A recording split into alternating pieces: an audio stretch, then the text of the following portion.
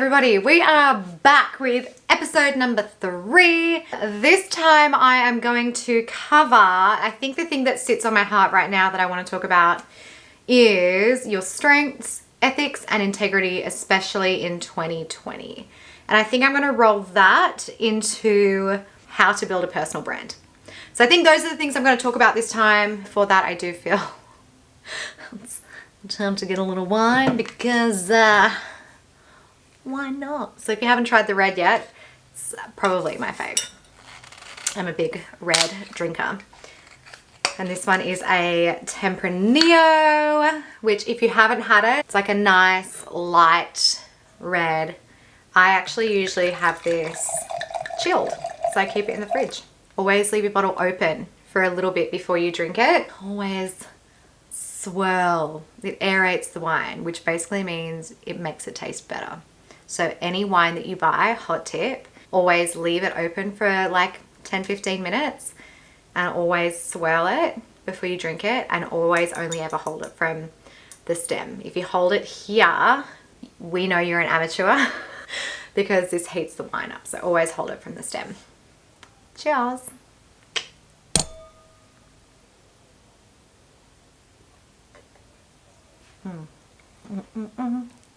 Okay, so what we're talking about, how to build a personal brand, faith over fears, what was it, 2021?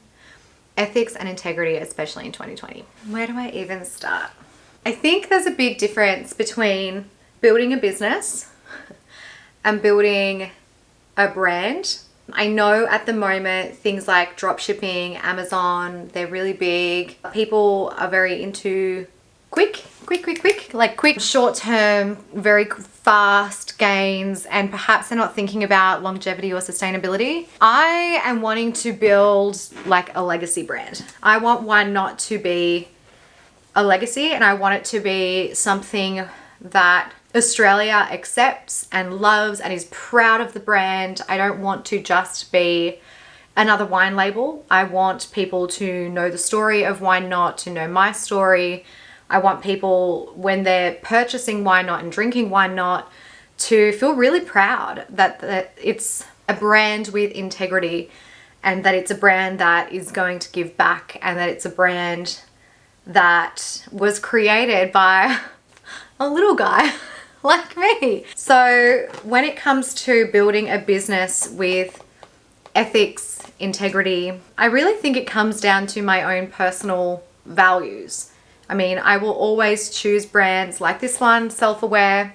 I will always choose brands that have a positive message, and especially if they contribute in other ways, if they're sustainably made or sourced. The other online business that I work with, all of their products are sustainably sourced from around the world, and they're a giant company. They give back, and I love that. So I would only ever align myself with people, brands, businesses that are good people, that are good brands, and that are good businesses. So when it comes to building your own wine label or your own any business that you're interested in, I think it's really important. One of my friends, Mick Spencer, he owns On The Go Sports, and he always says to me, start with the end in mind. So one of the challenges that I have found in building Wine Not is that it's really quite difficult as a little guy to get good, scalable products, logistics, services when you have quite a small budget. And it's very chicken or the egg, which has been something that I've been looking into recently, is what do I do for the next stage of Wine Not? Do I let go of a lot of the personalized touches and go for brand scaling, which would mean distributors, potentially outsourcing things, or something else I've been considering is actually insourcing things. So instead of finding people to do the things that I need, actually taking that on myself as logistics, getting a warehouse, getting a bottling line, and taking control of the entire system in order to be able to go big. The issue is that finding people to work with who are good people is not as simple as it might seem, which I think is very sad. The question was about ethics and integrity, especially in 2020 and running a business in 2020. And I will say that there have been decisions that I have made with my social media team and marketing team where we could have taken advantage of COVID 2020 vibe, and we were very careful with what we did and did not put out there. We don't want to be seen as a predatory brand, especially already being in liquor is a tricky industry already. And one thing that I did not want to do is to prey on the vulnerabilities of people, especially when they might be reaching for alcohol in a way that's perhaps not constructive. So this brand is all about conversation and connection and fun and all the backs of the bottles. If you haven't seen the backs of the bottles, they actually don't have anything about the actual wine. They're all little mini blogs. So all of our bottles, we've got 3 muses, and the muses are girls who represent different stages of my life, I suppose, and they are meant to be a positive influence. So for example, the red is me, myself, and wine. And this is representative of a stage of my life where I was single, I was solo, and it's really easy, I think, to get caught up feeling alone. So this is probably the most representative bottle of 2020, but let me read it to you and then you can see the positive spin that I try and give everything in order to bring the energy up and bring everybody up. So the lady herself, we had a designer, Kimberly Smith. She's in Brizzy, I believe, and I found her through another connection, Lucy Jackson, who runs We the Wild Ones with Nikki Westcott, and I found her through a connection in my other business years and years and years ago. So it's funny, all the people that come into your life, I'm a very big believer of not working with somebody unless they come recommended. So I'm very, very big on networking. I'm big on trust. I'm big on relationships. So I really don't tend to look at people who have not been brought to me through a series of events or a series of relationships. So we got our designer Kimberly through this series of bizarre relationships and a chain of events. She has a gorgeous Instagram page and she creates this beautiful artwork, and I wanted her to create our Wine Not Muses. So I would send her pictures and she would then modify and create, and we would edit and adapt. It was months and months and months of work, in all honesty. But this is who we ended up with. So this is our Me, Myself and Wine gal. She's beautiful. She's one of my favorites. I love her very much. And here is the story on the back. Being independent, and this is a 2018 Tempranillo, so this is like good stuff. Being independent and solo is amazing. You can walk around the house naked, belt out your fave songs in the shower without judgment. And if you want to drink wine straight out of the bottle, we 100% support you. Wine doesn't judge. You and wine on the couch, you and wine at the bar, you and wine in a takeaway coffee cup, window shopping, and living your best life. Fun fact, that made it to the bottle because when I lived in New York City, one of my girlfriends, Jackie, she taught me about wine in a coffee cup. It is ingenious.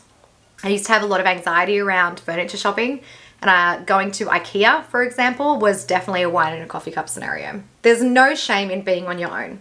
Some of your greatest memories will come from you time, and we respect that. So go ahead, pour #me, myself and wine a glass, unapologetically, to the brim, and no, Mr. Bartender, we don't have a friend coming. It's just us, and we're proud of it. Bottoms up, babe. So all of the bottles have different stories on the back. So perhaps next time I'll read you Rosé or Sauv Blanc, but they're all different chicks. So back to the ethics and integrity of it all. It's how you build a brand. I think it's impossible to build a brand with a face. So there's a lot of faceless brands, and we did try hard to make Wine Not a faceless brand, but turns out that our sales plummet when I don't put my face on anything, and when I'm not on the stories, and when I'm not sharing the story of Wine Not. So as soon as we tried to make this a faceless brand, things didn't work out so well. So I share my story a lot, but it's really obvious, I think, what the founder's values are. When you look at any company or brand that has that story attached, it's very clear what the brand represents. And I think long term, making the decisions that I do with Wine Not the brand, the handling, the distribution, the partnerships that I make, the relationships, every piece of it that's touched. Yes, it's taken me forever. Yes, it's cost me a lot. However, I think long term, people will appreciate that. I think it's very Australian to start at the bottom and work your way up. I think it's very Australian to stick to your guns. I'm happy to start as a little guy and work my way up because I want to show what's possible. I want to show that you can have a dream, you can turn insult and take the bricks that people throw at you, and you can create an empire. And that really is what Why Not is for me. It's taking a lot of the shit that's been flung at me over the years and creating something that brings joy, creating something that inspires people, creating something that you can sit and talk about and know who's behind it. So I've committed to really remain the face of this brand through it all because I'm the one with the story and I want to keep driving this forwards. And I really truly do believe that sometimes you have to take a hit short term or not take an opportunity simply because it's not right. It's not right to prey on people through the most vulnerable time of their lives. It's not right to deliberately, target and hit pressure points. And having a little bit of experience in marketing myself and Facebook ads and Instagram ads and things like that, I do see some quite predatory advertising and some quite aggressive marketing. Sometimes I sign up to things simply to receive their email sequence, to see what's going on and to see the kind of dialogue people are having. And sometimes I'm appalled. I'm really disappointed in a lot of people taking advantage of others. However, I will say from experience in my other business that something that's built like that, in my experience, doesn't tend to last very long. It's absolutely exhausting for somebody to constantly try and bring new people into their organization or business or sales funnel through means which are not sustainable, they're not kind, they're not about adding value. I think the best businesses, the businesses that we love and that we will love moving forward, especially after this really tricky year, will be the businesses that give.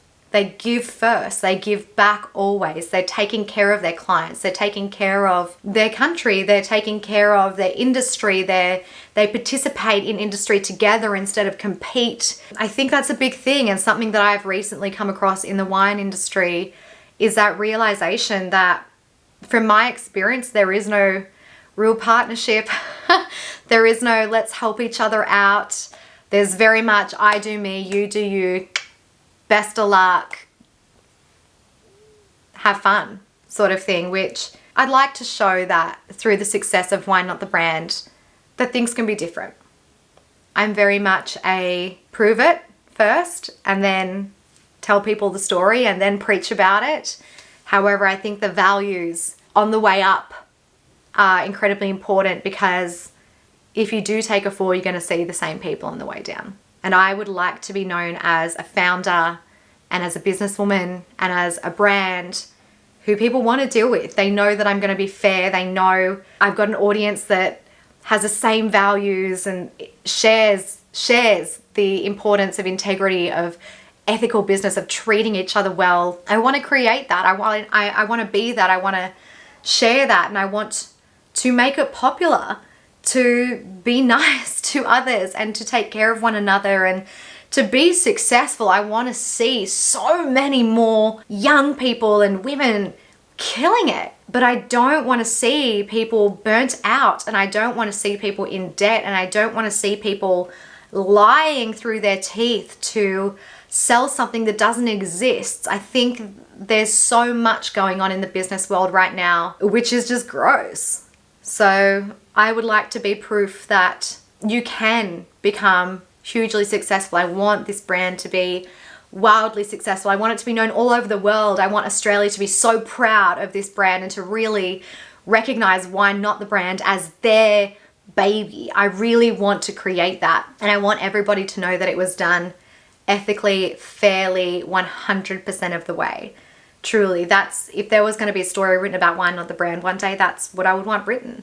That it was a brand started from, insults, played off as jokes, and that this chick took all those stones and built something incredible.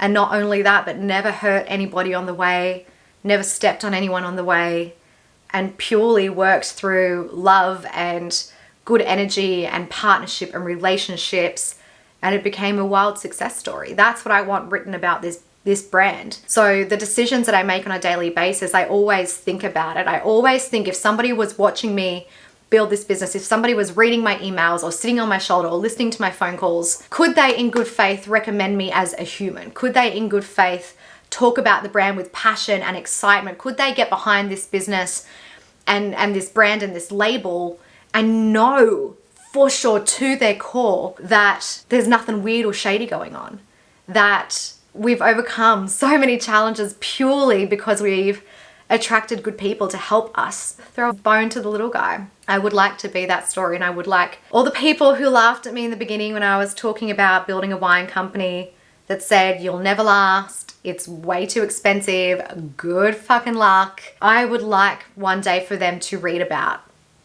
this story and to have met me and to know my values, which filter through every single piece of this brand, through the staff that I pay and employ, through every piece of it. I want every piece of this business to be something positive. And of course, that's going to make it a lot harder to get up that hill. There's no shortcut. I'm not willing to even look at the shortcuts. So it does create challenges along the way, but I think it's going to be absolutely worth it. I think it really is going to be worth it to create something that hopefully will become a legacy brand and will become one of the stories that school students read about and can be really proud of and be inspired about. So that's what I have to say about building a brand and ethics and integrity, especially in 2020. I think it's really worthwhile to hang on to your values, truly, because I think people appreciate that and they see that and they feel it. And when there's two brands side by side, I would hope that people will continue to choose the brand that continues to give back, and they would want to see us win. So, cheers to ethics and integrity and good values, and hoping that that combined with blood, sweat and tears is enough to get Why Not the brand on a global scene. Cheers!